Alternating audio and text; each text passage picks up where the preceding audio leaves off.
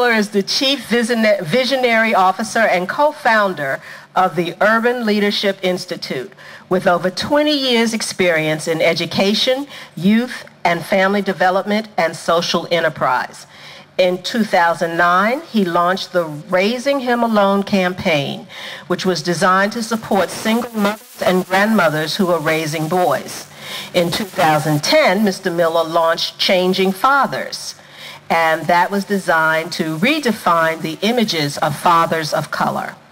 Mr. Miller is an author and co-author of several publications, including Mommy and Daddy, which is a curriculum for social workers, educators, and professionals who work with children of incarcerated parents. And his most recent publication is called Khalil's Way. My name is Serge. I'm a senior from High Point High School. My name is Javier. I'm a freshman and I'm from Parde High School. I'm Grayson Silver, and I'm a sophomore in 10th grade at Centennial High School. I'm Tony Schufer. I'm a senior at Weston Senior High School. I'm Mirabel Fushalake, a senior in Parkdale High School. I'm Sochi Cartland, a 7th grader at Eastern Middle School. I'm Juan de Dios Choge. I'm from High Point High School. I'm a 12th grader, senior. So if you could give the adults advice about youth today, whether it's dealing with school, growing up, dealing with parents, in general, what kind of advice would you give adults? And just any one of you that wants to respond can grab the mic. I know y'all are not shy, so. I would say pay attention to your child, like their behaviors at home. It counts a lot because they can be going through a lot in school.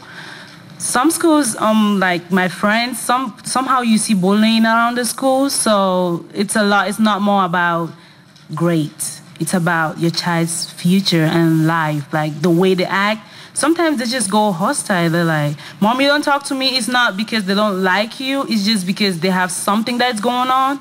You need to ask them questions. What is going on? What happened to you in school today? How was your day? I think that really helps. I agree. In my school, there are students who constantly hear, "You can't do it," and "This is too hard for you." And so it's just really important for a teacher to make it known that you can do whatever you want and you have the opportunity to do whatever you want in life. Like my mom said, you cannot be your child friend, but you can be your child motivation. So if your child is going through something, don't let them say, "Oh, it's fine, it's cool." Get down to the nitty-gritty with them. It is no reason why your child should feel as though, "Oh, I can't make it," or "I can't do it," because their parents should be their motivation. My mother is my motivator, my motivation, so you should be your child's motivation and motivator. Everybody knows that students and teachers haven't always been like the best of friends, and there's always the particular student that you know a teacher doesn't like.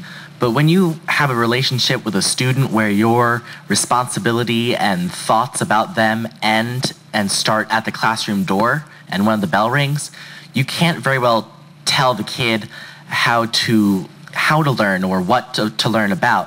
So just being able to say, "Yes, I know who that kid is in and outside of my classroom," or "Yes, I am friends with this kid, he's very nice."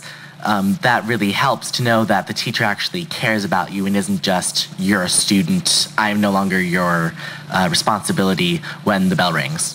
The thing that you guys need, especially for the parents, you guys need to pay attention on what your sons, daughters are doing, because despite the environment is changing, technology is really putting something on the kids, and it's like letting them go free. So you guys need to pay attention on what they're doing, especially with Facebook and Twitter. You guys need to check them out. Get to know the child's teachers and have a relationship with them and make sure that the child's doing well at school. Because around what I hear my friends and their friends saying is just that they're trying to pass the class, got a 240 point to get, that's a D average just to pass the class. But I don't think that's what they should be doing. And when I ask them about their parents, they go, "Oh, my mom doesn't even know about this." And what about your dad? He doesn't even care. So I'd say parents should get involved in it. parents should get involved in their child's life and know what's going on and how their child is performing at school. You know, everybody have one motivation. My mom and my little brother and my dad too, because you know they work hard for give me everything. They work hard. They give me everything. I repeat that. Sorry, but the thing is, if you can do it, do it. Well, my motivation is my mother and my nieces and nephews and my little sister and my little brother, because the path that I take, they are looking up to me, and all I want to do is make my mother proud. So if I don't make my mother proud, then I have failed in my eyes. But if I had made a pathway to show excellence to my nieces and nephews and my little brother and my little sister, then I know that I am somebody and I am something. So my motivation is my family. I would agree with her. My motivation has always been my family. So my dad is always there, especially my dad. He checks my grades, go on school mags. He checks everything, my attendance in school, everything. Like everything. You can't miss anything, like Okay. everything. So, and I'm like the first out of 4 children. So he's always like, oh, you know, your little sisters and your brother is looking up to you, because if you mess up, they're not gonna do anything. They're just gonna be like, oh, she did it, and so what? I can do it too. So it has always been this pressure, but I like it though, because it makes me think about the people behind me, that people really, they really think I'm their like role model or something, because my sisters always look up to me. If they don't know how to do anything, they just come ask me, oh, I need to turn in an essay, you want to check it? So it's always been my family. If I don't know anything, because sometimes they ask me questions, I'm like, I don't know that, but I'm like, I can't say I don't know that. I'm like, oh, ask me tomorrow, I'm going to give you the answers. So that makes me learn. I go to school, go to the library, pick up books, open books and read it, just to go home and say, oh, I know what that is. Oh, you want to ask me the question now? I can answer you. So it has always been my family. It has always been my family. Thank you. So I would agree that my motivation is my parents, especially my mom, because she's always at every parent-teacher conference. She's always, I can't get away with anything with her whatsoever. But also my motivation has always been my friends too, because my friends are always really driven to do it, and they always support me no matter what I do. And if I mess up, they'll just pick me up and put me back together again. Thank you. My motivation would be my aspiration, and which is to become a doctor.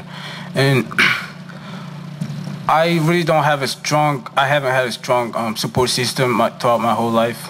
But I was always on top of my class, because growing up I lived with 2 male adults. One of them was a student, and the other one was a father, a parent. So I had to kind of deal with it myself. And when I moved to the United States, my father was always busy too. He couldn't give me rides to school. He was on a tight schedule doing 2 jobs. So I faced a lot of, I've gone through a lot in school. I faced discrimination almost every day at school. That was in my 8th grade year. But I got through it. I was in the top 5 of my school. So, and I've also done that this year throughout high school too. But now I do have a support system. I have Pam, which is over there, from Liberty's Promise. And I also have my English teacher and art teacher, because they see in me what I don't see. My main motivation would be my family, and I use the term family very loosely. My church, I have a lot of friends there, and everybody thinks, oh, you have friends at your church, so there's a big youth population. I say, like, my friends are the adults, the kids who are younger than me, my age, the teenagers, the kids going off to college, ones coming back from college. Everybody there will honestly say that I believe in you, or I know you can do it, and like you can just feel, I know that they actually mean that. They're not just saying that because they're your friend. They're saying that because they actually believe in you. And my mom really motivates me. She's very accommodating. I want to be a chef, so that means there's a lot of buying food and there's a lot of shopping trips. And so she really does put up with it. And I want to say thank you, and she's right over there. My motivation is my mom and all my family. My friend, I don't really got my friend. A lot of them. Yeah. Okay. All right. That's cool. Because your parents always right. They never tell you nothing bad. They tell you what you have to do. You have to do everything what they say.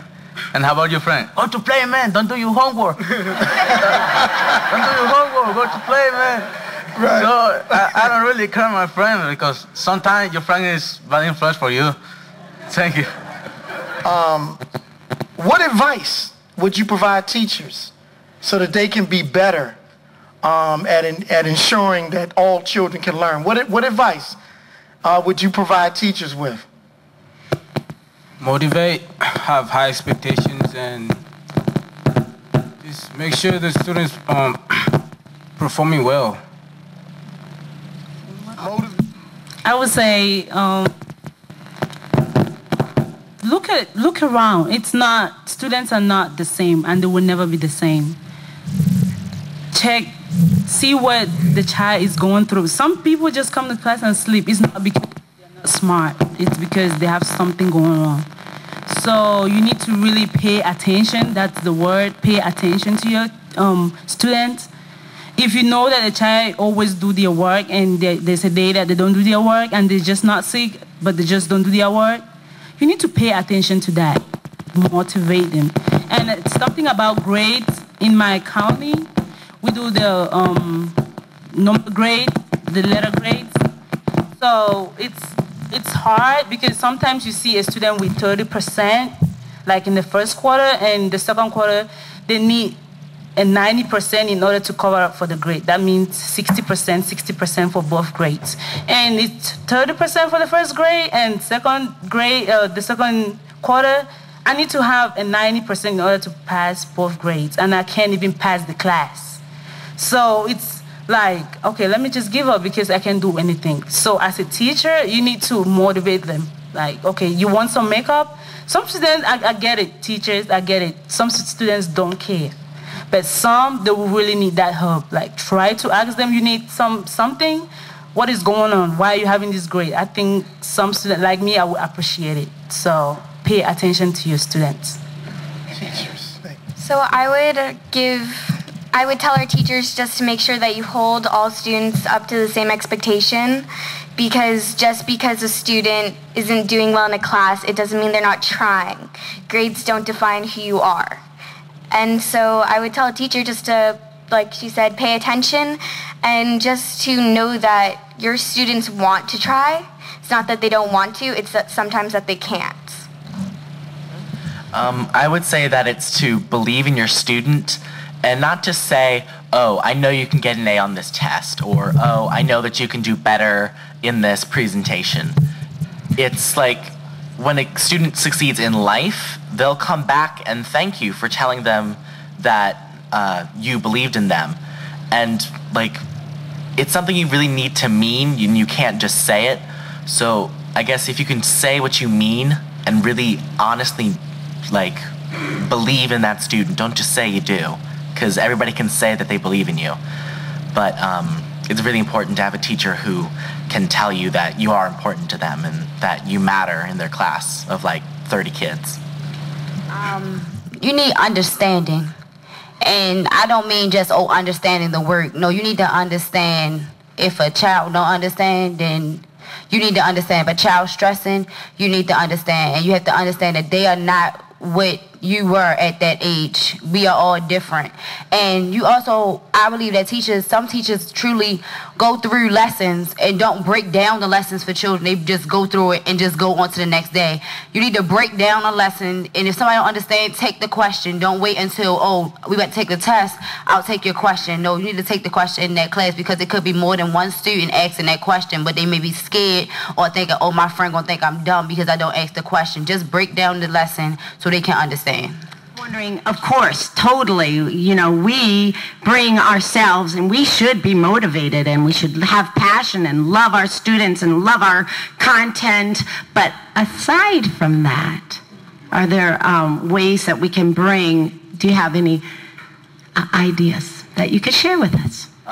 one of the things that I guess if you're like an English teacher, you can say, oh, instead of comparing how this character is like people in real life, which doesn't make a difference in our lives, how can you say, can you write me a paper on what makes you want to go to school every day? Or what tells you you will succeed in life? Or who tells you that? Write a story about how you realized what it was that you wanted to do. What was your inspiration? In other classes, if you can just tell a student that it's bigger than just, can you factor these numbers? It's, how can you apply this to what you want to be when you grow up? If you want to be an engineer, if you want to be an astrophysicist, if you want to be a designer, how can you use my class in your life? Not just a test. Making the class more interesting, because my most uninteresting class is AP Statistics. It is 90 statistics. It's hard. It is 90 minutes long, and the teacher is just boring too. All she does, so she gives us all the work. We have to study and learn the course ourselves at home, and then the chapter at home, and then come back the next day for a quiz. And we all in the class end up getting 50s, 20s, 30s, really bad grades, and she doesn't even care. All she cares is that her art portfolio is worth $2,000. And, you know, she doesn't care about the students' grades. If she get a 40, she's putting in a school max. She doesn't care. So I think, yeah. And it's also 90 minutes long, so you should, like, get some group activities going on. Make it fun so those 90 minutes go by fast. Thank you. Think about a teacher that helped you learn something that was difficult for you. And what did he or she do to help you learn? So my 6th grade reading teacher, Miss Ray, she really helped me because before I didn't really like history. History and events that happened a while back, I didn't see how they pertain to me. Like, I'm sorry, but... And so my teacher, Miss Ray, she used to get us in a circle, and she used to give us a topic, and we would debate it. And then she would ask us why it is important to learn about this today. And she helped motivate us to know that if we don't study history, we will never learn our mistakes. Like, fix our mistakes. And so she used an interactive way to help me realize that this is an important topic, even though if I didn't earlier think it. And she really helped to motivate me to do better. My AP biology teacher, she does it like I don't know what she has in her, but she does it good. Like she will use a cup, like this cup standing in front of me with water in it, like aside from the biology, but she's saying something about AP biology, but she's actually using the cup and water. Like she uses stuff that are around you to make you understand it, because most of the time she will be, go read chapter 1 and answer these questions. I came to school the next day, I was like, you know what, it's better for me to just read and write a test in order to test myself about it than to read and answer question, because sometimes I just go read the question, go look for the answer directly from the book and just answer the question just because I want to please the teacher, not because I want to please myself. So she was like, oh, that's right. And then she asked that question in class and all of the students were like, I'm in, like, that's what I do. So she was like, okay, let's look for a different way to do it. So she started using stuff around us, so we understood it better. So I think it's always about something that will make you understand better, and she really did it. It was really important. I would say my teacher, Mrs. Page, she's my choir teacher. I would say her because it was difficult to read music. And now it's my 4th year in choir, I'm reading music like it's nothing. I can go to school if I wanted to on a music scholarship. That's how well it is. But she also helped me to become the person that I am today, helped me be mature. She helped me to understand that if you make mistakes, don't sit there and try to blame it on somebody else. Take up for your responsibility. So she helped me become the woman that I am today. And she helped me understand that once you get in this world, it's nothing that you can take back. So remember what you do and remember what you say, because you can't take it back. I have 2 teachers I'd like to say really quick. Mr. O'Brien is my English teacher, and he has this revolutionary thing. It's called a day book. And it is our notebook, it's a diary, it's a draft book, it's everything you could possibly need for your English class. And whenever you want to, you can just go home and write in it. Write whatever you want about whatever you want.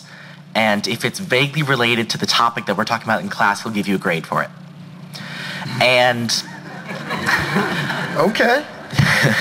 And I have ADHD, and so writing was always really, really hard for me because I couldn't just sit down and put pen to paper and words would just come out of nowhere. That never really clicked for me, and I never understood how the students did that. But on the first day of school, he did an exercise called Keeper at the Gate. And it's essentially, it's that little voice in the back of your head that says, no, you can't. And he had us write a letter to that keeper at the gate. And it started off for me as 4 sentences. I don't like you, go away. That was essentially all I had written. And then I took it home, and I remember he said, you can write whatever you want. And I wrote a story, and it's just growing and growing, and now it's 4 pages long, and I'm so happy, and it's like really, it's the biggest thing I've written ever. And my foods teacher, Miss Flegel, we were doing a unit with, I don't even remember what, but it was a sauce called a roux, and I had no clue how to make it, because every time it would burn. And she took me aside before we were making the grated dish and said, Grayson, grab some butter, grab some flour, and follow me. And she just stood next to me with the burner, and we both took a pot, and we both made a roux together. And she showed me how to do it. And it was so easy after that. You guys, teachers, have to understand too that students don't learn just by teaching. You need to show them how to do it. Example, materials. You guys need to show them how to build it and what are the things that you need to build it. See, teachers are just, you come into the classroom, you copy the warm-up, you take notes, and that's it. Teachers have to put on that material so so the students can learn better. It's not always about writing and reading books. It's about understanding while using your hands, because some of us are visual learners and some of us are just learners by reading. One more thing you can do is have the students write down what they need from you, what you can do to make the course even better. Because this year in my AP art class, after the first quarter, I had a lack of confidence in my works, and I hadn't done a lot of good works. So he had us do that. Everybody had to write. He gave us about 30 minutes to write, and we just wrote down everything we needed, everything we think would make the class better. And after that, he called us up one by one, and then he gave us advice and dedicated himself and his time to us. And after that, everybody has been doing good works, and our portfolios will be in this month. Thank you. You are a wonderfully diverse panel, and this is a conference about equity and boosting success in 21st century learners, which is you. So talk for a moment, going back to the introduction, about race, ethnicity, poverty, and gender, how that affects who you are in school, and how that affects the experiences that you have. Okay, so in my school, it's a mostly white and Asian-based population in my magnet school, and I feel that minority students aren't treated the same as other students. We're immediately written off as low-performing students, and that we don't come from good families, and we don't have good experiences, and that we can't do it. And that's really hurtful, because we can do it, and we are willing to do it, and we want to be here. And so to be written off as to be written off as something that I'm not because of a stereotype is really hurtful to my education. I agree with her. And when there's like there's the ESOL program, kids who have a language barrier, a lot of the teachers who work with them also work with special ed students. And so I guess they associate kids who have a language barrier with not being able to perform as well as kids who don't. And I think like I watch, there's a kid in my government class, and he speaks mostly Spanish, and I mean like he can say good morning and hello, and then it's mostly Spanish. And the woman who worked with him like talks to him very slowly, like he has, like there's something wrong with him. And to say that a language is something wrong with a student hurts. If I were to be in a foreign exchange program and go to Spain, where they speak Spanish, and I couldn't speak Spanish, if they were to assume that I was less intelligent than the other students, that would be so embarrassing. That'd be actually insulting. And to see a student come over here and be assumed that there's something wrong with them, or that they're less intelligent than the other students because they don't speak English, that's not acceptable. I want to share from my own experience. I wasn't born here, so I came here 3 years ago, and I was in ESOL 3. So every time I would walk into a class, the teacher would be like, "Are you okay, honey? And do you understand what I'm saying?" And all these questions. Each time she gives work, she comes to me saying, "Oh, it's about this. Oh, do you understand this?" Sometimes she brings some toys to say, "Oh, it's about this thing." I'm like, I'm from a country that they speak English, even though you just don't understand me. Because sometimes I say something and she's like, "What? What did you say? What's she talking about?" And the students keep teasing me all the time. And it was really hard for me because sometimes, we spell color in my country, COLOUR, but here it's just COLOR. So each time she keep doing stuff in my, when I write an essay, she just circle it, wrong English. And then I try to explain to her, it's not wrong, it's just the way I was brought up. It's British English, that's the way we learn it. So she was like, "No, that's not the way it is." And then sometimes I want to complain to my counselor, I just can't do it anymore because I think I'm even smarter than the class. So I want to get out of this class so she don't do that to me. So he actually did. I left and went to the next grade of English where everybody was treated equally, even though students were like, "I don't know what she's talking about." I'm like, "I'm not here for you sometimes." I really say that. I'm not here for you. I'm just here for myself. I study and just leave. So. What about this issue of class? And I know we talked about it earlier. Do you guys feel like students who come from, more affluent homes, background in terms of parents, do you guys think that that students are treated differently based on how much money their parents make?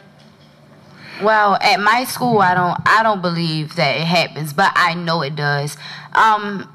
Students that are from a wealthy family feel as though they can look down on students who are in middle class, and I think that comes from when it was way back in our history. It always was like that. If you were the king or queen's son, you look down on the peasants. So I mean, it's gonna happen regardless of how old we get or how the generations go. It's always gonna happen, but it will be a change one day.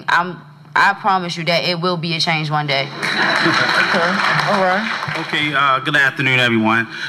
What I'm drawing from the experience and the response from the panel is that it seems that kids want to know how professional parents and community people can engage them. I hear a lot of disengagement in terms of where we are, what we need, and where we could be. So I would like the panel to kind of share with the group here some takeaways of how parents, professionals, school teachers, and community folks can engage you so that we can move student achievement.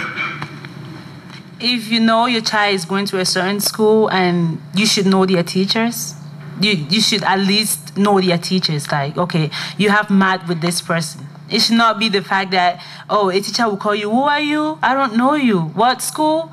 It's about your engagement towards your child's education too. You have to be concerned with it. You have to stay with it.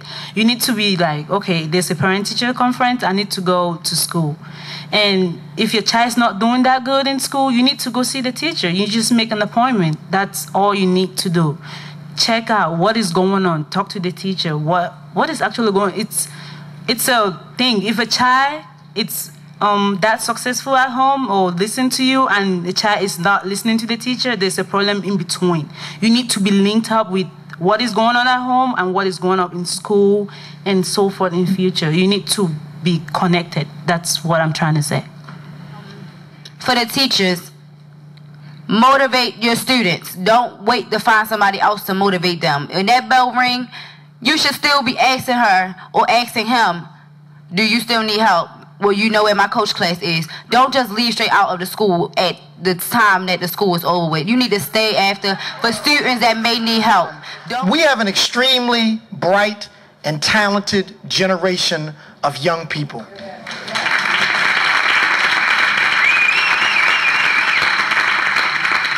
I think a lot of times, y'all, we don't understand what we're dealing with.